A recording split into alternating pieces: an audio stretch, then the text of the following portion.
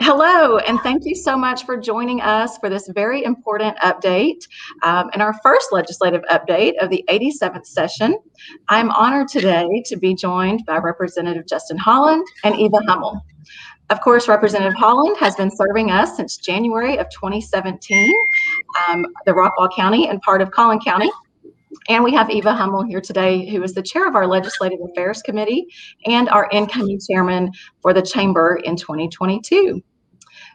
Representative Holland, I'd like to go ahead and turn it over to you to share some thoughts. Well, thank you guys, Darby and Eva. Appreciate your time. This has definitely been a different kind of session, and we've got some great information for you on what you can expect upcoming and things that we think might be happening. Right now, this session has been so different than others. Namely, if you have been in the Rockwall Chamber programs or Leadership Rockwall in the past, you'll know that you come down here to session. You're getting to be in the gallery and taking tours and in meetings and taking position papers around to different folks and telling people what's important to the business community and to our community. And this time, due to the coronavirus and the pandemic related items, we're not doing that this session. So, there's a lot of people that are saying, well, what's the legislature doing? How come they're not meeting that much and different things? Well, that's very strategic. Constitutionally, the first 60 days of the session, we are basically filing bills. We're working, committees have been assigned. We are in these committee hearings. We're working with our staff and doing those types of things. So it's just different from that perspective. You are still allowed to come into the building. We are recommending that people take a 15-minute rapid test before they come in. It's not required, but that's helping to ensure, that everybody that's in the building is being as safe as possible. I am requesting and not requiring that my staff does so as well. And as people start to get vaccinated and as we start to achieve herd immunity, hopefully this spring, things can start to go back to normal a little bit. As far as committee assignments, I've been assigned to the committees on appropriations and urban affairs. I was appointed as the vice chair of urban affairs. What that means a little bit for our community and having a city council background, the Urban Affairs Committee deals with a lot of issues that cities might deal with and that cities might have interaction with the state on. And the Appropriations is the Budget Writing Committee. And so I'm dealing with Articles 1, 4, and 5, which has to do with a lot of the state agencies and offices like the Office of the Governor, the Department of Public Safety, the Controller's Office, and others like that. And so we're excited about the start of session. It is a little bit different. I'm in my third session, but happy to be here and happy to get to do this again for a third time and look forward to talking a little bit about more issues. Well, thank you, Representative Holland, for being here with us today. And you're absolutely right. Things do look different this year. You know what? The commitment and the focus remains the same for the Senate and the House, and we certainly thank you for that. I also want to thank you because I know that you have an open door in both your offices in Rockwall and in Austin, and you are accepting visitors. So we certainly do appreciate that.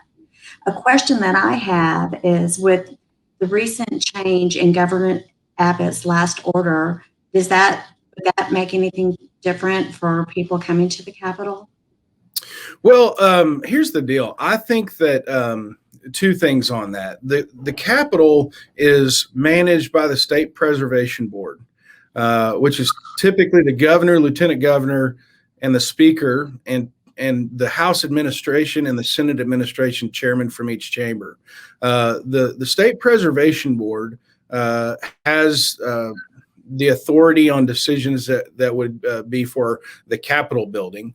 Of course, the governor has lifted the mask mandate and open business 100%, but that doesn't mean that you don't have to wear a mask, or you won't maybe be asked by a business or certain entity to wear one, or that you could just wear one if you'd like to. Certain people are very excited to go back to quote unquote normal. But I don't know how much it will remain to be seen if the House and the Senate will adopt rules that are different than what we adopted in our original rules days, the House does require a mask currently. In the Senate, they don't. Their desks are already pretty far apart. They are requiring testing if you're going into the Senate chamber. We don't. So it's a little bit differently. The Senate runs independently of the House and vice versa. I do expect that the House will probably take up a rules adjustment regarding masks, which probably will be fairly contentious or have some discussion about it. I do know that this last year has been very difficult for a lot of people. And so my encouragement to everybody would be, if you're comfortable wearing a mask, then continue to wear one. I personally probably won't, but I've also had the virus. I believe I've got the antibodies and those types of things. But I do believe that if you'd like to protect your neighbor, protect your friends, if you're asked to wear one, if a business requires one, those are the questions that that are going to be coming up. Are that are you going to be required to have one to go to a restaurant or to go into an office building or to go into a mall? Those are all things that will be handled privately by the business community. Governor Abbott's been open and honest about the fact that he believes that people should continue to wear masks and that they don't have to not wear one. The rule's the same as it was before the mask mandate. You could wear a mask 2 years ago if you wanted to. Great, thank you. So here's a question. What legislation should we be paying attention to that may directly change how our local businesses operate? Well, the number one, which is actually one of the governor's emergency items, which I suspect we'll talk about today, is the pandemic business liability legislation. So the things that may affect us is right now we're all a little bit unsure about what this means. I don't think we've probably seen the end of any potential lawsuits or cottage industries that might arise as a result of the virus. And so right now, an emergency item from Governor Abbott is to make sure that, number one, that we open Texas, get people back to work, Texas economy back going again, and do so in a safe manner without the businesses feeling like they are going to be in some sort of a danger or be in get lawsuits and have people come after them because of a pandemic related. So I think for businesses right now is to just watch not only just how the legislative session goes, but particularly from a pandemic business liability related subject. Well, that's a perfect segue into my next question, which was a 5-part question on Governor Abbott's State of the State declaring 5 emergency items. So can you share your thoughts and progress on these? And we'll go ahead. You just talked about the liability protection for businesses, but let's talk about expanding broadband access. Sure, that's an emergency item, and it's also been assigned a low bill number. House Bill 5 will be the state broadband bill. That'll be carried by Representative Trent Ashby out of Lufkin, a friend of mine. And one thing that we all learned when the pandemic became evident that the pandemic was going to keep us at home, both working and educating children, was the importance of internet access and broadband access, and just what we learned is our state's vulnerable. We don't have a lot of areas of our state covered. And so from a perspective of more people being at home, needing to work, needing to be able to educate their children, we've got to figure out a way to make sure that our entire state has access, particularly for our children. I'm very concerned about education in the state of Texas. I'm concerned about the progress and the development of our children who are 3, 4, or 5 months behind in school from last time. And so the broadband access should be an emergency in this state. And I think it's forcing us to skip ahead to a place that we probably already should have been from an internet perspective. Great, thank you. Can you tell us a little bit about passing laws that prevent cities from defunding the police?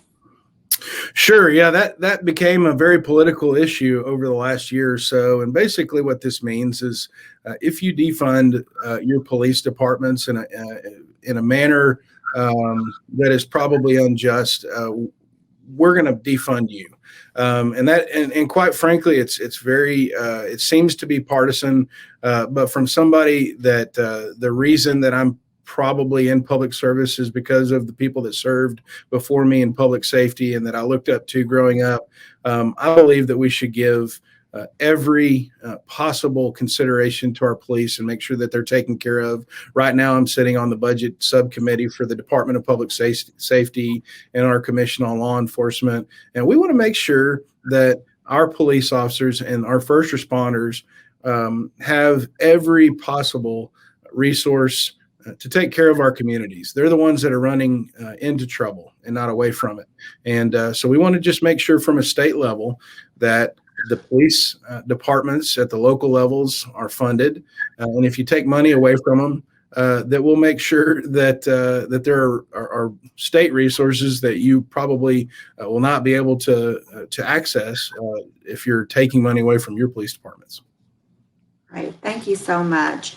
Can you also talk a little bit about fixing the flawed bail system? Sure. That one is, that's an issue that's not particularly talked about a lot, but the general idea of that is keeping the bad guys locked up and the people that are in jail for not so major offenses not clogging up our system. We want to make sure that that violent offenders are off the street and that people committing minor offenses, can be let off in a way, that is fair to the system. We need more uniform standards and training and procedures for our judicial officers. And so that's what that's about. It's just making sure that, bad guys aren't getting out and committing more crimes and not so bad guys are given a second chance. Right. Thank you so much. And we also have election integrity so Texans can have trust and confidence in the outcome of elections. Can you share a little bit on that? Sure. So, this is something, and I'm actually going to read from some notes here because we got a lot of press on this in the last election. So I think throughout the country, in general, the integrity of our election process is under attack. I don't think in Texas that we're probably as bad as some of the other states. I've been working with our elections chairman, Briscoe Kane, who's a classmate of mine, and there are some things that we can do to strengthen the process. And not necessarily that we have issues, but there are bad apples. There are instances where we need to look at the system and make sure that every vote counts and every vote is a fair vote. But I think that we can, strengthen the photo identification process. Those are things that in some cases aren't enforced, in some cases aren't required, in many cases should be. I think that people would like to verify citizenship and that you are a citizen of the state of Texas and of the United States, and that also that your vote is not counted more than once. And so we have to make sure that the technology jives with our election system and programs and processes and the election judges and the elections administrators and the Secretary of State's office. There are lots of things that we can do to make sure that our processes are more aligned. We can clean up our voter rolls. Quite frankly, there's people that are on the voter rolls that are either deceased or haven't voted in many, many elections, which opens up opportunities for fraud and abuse. And again, I'm not saying that it's happening in Texas, but it could. And so what I'm talking about is adopting procedures that are tightening up the process, that give people more of confidence in their voting system. Right. Thank you. The fifth item, you did talk a little bit about the civil liability protections for individual businesses and healthcare providers that operated safely during the pandemic. Do you want to add anything more on that? Not really. This is about opening the Texas economy, getting people back to work, reducing lawsuits against businesses, and getting things, getting the Texas economy going again. Okay. Well, thank you so much for giving us a good overview of the 5 emergency items. They certainly are valid, and we are sure appreciative of these items. So let's go ahead. I have a question. In addition to Governor Abbott's emergency items, what do you feel are the top 3 legislative priorities? That is a really tough question to address. For me, going into the session, which one thing we learned, you can't always just assume that a session is going to be related to just a few things. But for me, the budget, which is the one constitutional thing we have to do, is to pass a conservative, balanced Texas budget, as well as protecting our education. And so we put a lot of money, time, effort, and energy into House Bill 3 last time. And it would be a shame if we didn't hold up our end of the bargain and the obligations that we have towards our teachers and students and administrators in the state of Texas. And so education is extremely important to me, which is built into that budget, but there's a lot of policies that come with that as well. And then this is the redistricting year. Every 10 years, we have the very daunting task of redrawing the maps for the state Senate, the state House, state Board of Education, and congressional delegation in Washington, D.C. That'll be done this year sometime, but we don't know. The census data, which we should have already received or would be about to receive during this part of the session, has been delayed, primarily due to the pandemic and the switch in the presidential administrations. The Biden administration tells Austin that we probably won't be receiving those census data numbers, which will give us the crucial necessary information to draw the districts in a fair manner until September, which means we all know that the legislative session is from January to May, not September. So we probably, and I think I may be spoiling one of your future questions, but we expect to come back for a special session sometime this fall. There is a bit in the law that says that the redistricting numbers can be drawn in the next regular session. It's yet to be determined whether or not the governor will call us back in October or November to redraw lines and vote, which would push primary dates, filing dates, and election dates for next year, really crunch them together in the summer and fall of next year.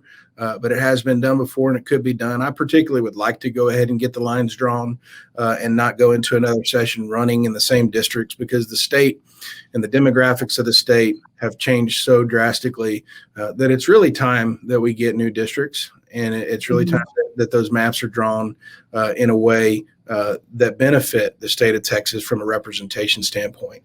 So redistricting, education, the budget are big, but there are other items really that we have to continue to focus on. One for me is getting kids back to school in front of teachers, getting teachers vaccinated, and people, I'm very concerned that the children in the state of Texas are going to fall behind in a manner that will affect the state of Texas down the line right now. I'm a father of 2 kids in Rockwall ISD, 7 and 9-year-old first and third graders. The third grader is about to take the STAR test. And you know what? I'm concerned that all of our children need to be back in the schools, in front of teachers, interacting with kids, talking with their friends. There's this COVID gap that is really, I think, going to be a big problem. So we've got to get kids back in school. The ERCOT and PUC, which we didn't mention in the election item, or I'm sorry, in the emergency items, but those became quickly something that we didn't know we were even going to talk about this session. The reform of ERCOT and the Public Utilities Commission, as well as things that we can do for the electric industry. I'm carrying a bill that working with the governor's office. It's a Second Amendment sanctuary state bill where any out-of-touch policies that come from Washington, D.C. wouldn't affect Texans and their right to keep and bear arms. A lot of folks weren't excited the fact that they couldn't go to church during the pandemic. Freedom of religion needs to be protected. And then I think you're going to see finally in the state of Texas a heartbeat bill hit the floor, which I'm extremely excited about from a pro-life perspective. Great. Well, yeah, you did answer some of my questions, and I assumed that we probably would go into a special session with just everything that's going on. And is there any proposed legislation that you might want to add to on the situation we experienced during the winter storm? I do. And, this is something, like I said, we didn't really know that we were going to be dealing with this, but I've been so proud of the way that every member of the Texas House has dealt with this. Yesterday, the Speaker's office unveiled priority electricity reforms.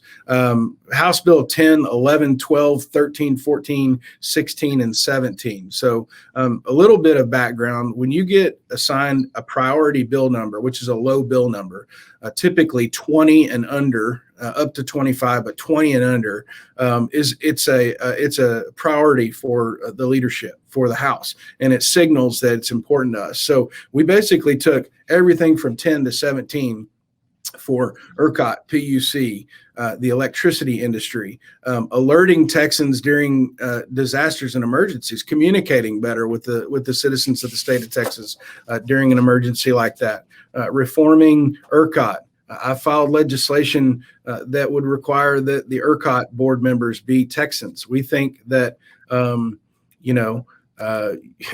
there's a lot of people that can do a good job that live throughout the country, but we think you should be from Texas.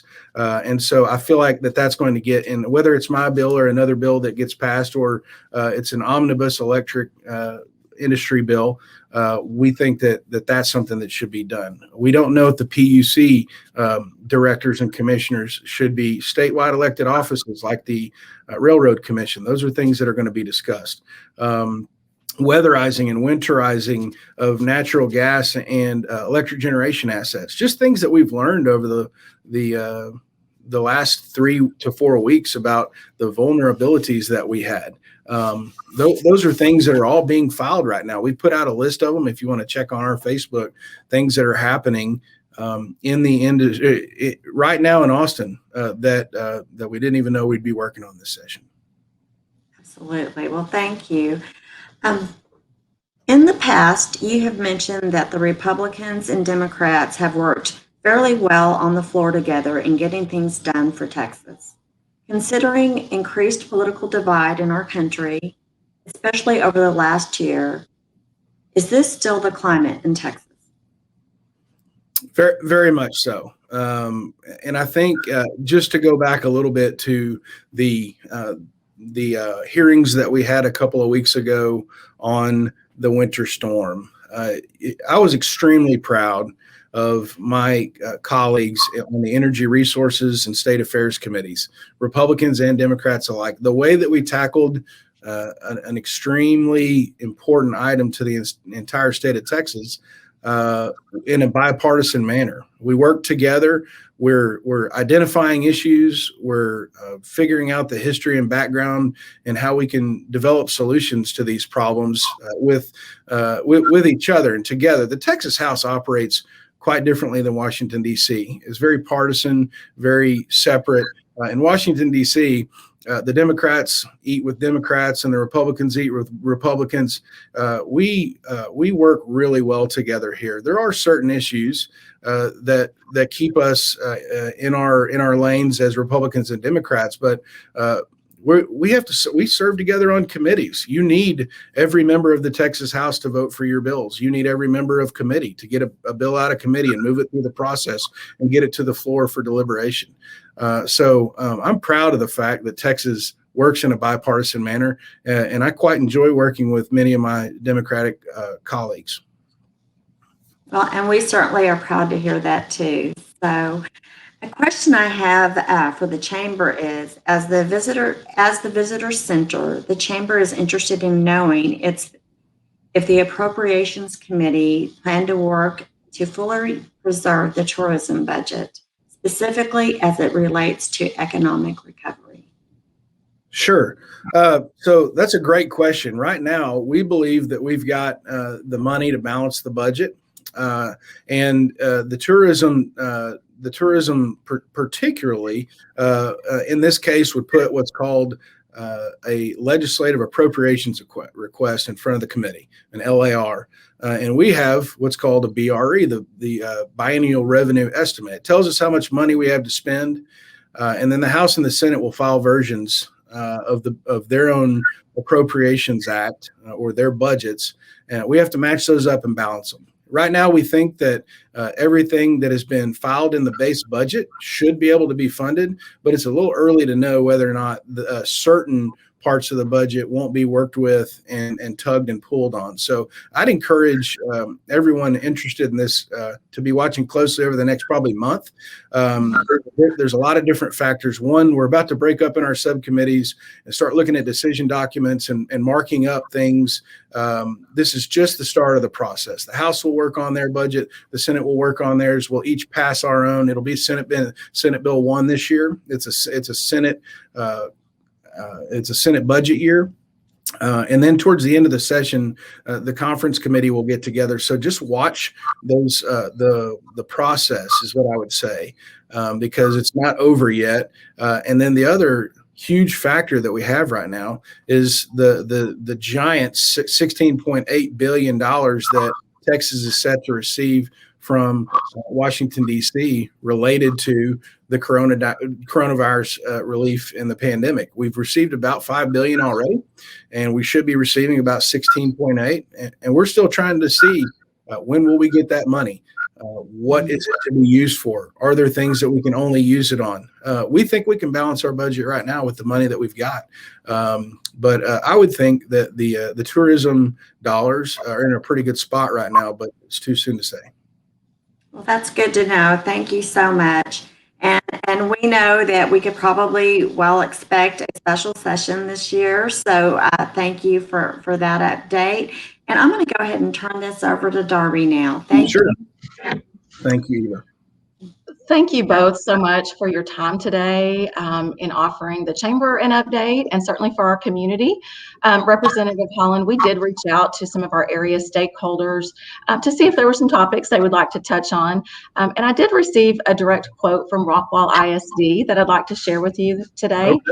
Okay. Representative Holland, thank you for your relationship and support of Rockwall ISD schools. Dr. Villarreal, our superintendent and a chamber board member, has expressed his appreciation of your leadership. I know that they appreciate everything that you've done in Austin. That's the best question I've ever received right there. Right, exactly. Again, thank you for this update. For our viewers that are watching today, in addition to this, to additional updates throughout the session, we're going to be offering quarterly legislative updates throughout the year here for our viewers. We appreciate the direct update from you, Representative Holland. Are there any final remarks you'd like to share today with our viewers? Sure. Well, thank you for having me. Thank you for giving us the opportunity to serve you in Austin and to tell you what's going on. Sometimes it's fluid during these sessions. 140 days, it's really crammed in. Sometimes we don't know what's going on all the time, and sometimes we do. Eva, you mentioned that we have an open door policy. We'll meet with anybody. It depends on the time of session and what we're doing. Jenny back in the district has the office in downtown Rockwall. We have our office here in Austin. Our offices have remained open. We are doing things safely with protocols in place and making sure that all the mitigation practices that we can to keep our guests in the offices safe. The staff is testing. I'm testing. We want people to be able to come in and do this. It's different this year. It really is. But if you have something that's important to you, come to Austin, register to testify. We are offering all of these opportunities. The committees can be operating in a different perspective. You know, each chairman is going to have the ability to,